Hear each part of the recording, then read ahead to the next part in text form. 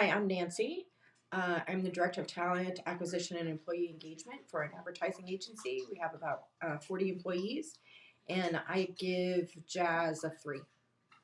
So I've used a lot of other softwares in the past. I've used JobVite, CATS, Lever, Workable, Jazz. I'm sure there's a couple others, and there's a couple proprietary ones as well. Overall, they each have their things that I liked and things that I didn't like. I have yet to find a ATS that gets everything right. Probably the one that I liked the most was Lever.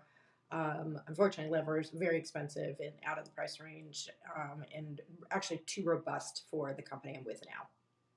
When I got to this company, they had already chosen Jazz, and I'd used it before, so it was a fine transition for me. I believe the main reason they chose Jazz over other softwares, it's a relatively easy setup.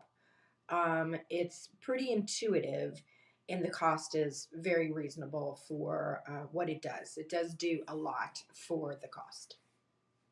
So I honestly didn't have much of an onboarding process because I've used it before, and because I've used so many of them, they all work relatively the same. I was able to feel my way around.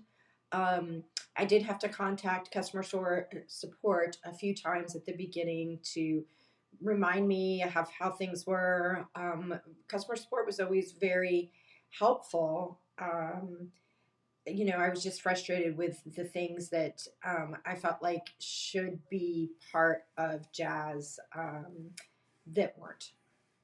If you're considering Jazz, make sure that you understand the full functionality and the scheduling component and how it all ties in.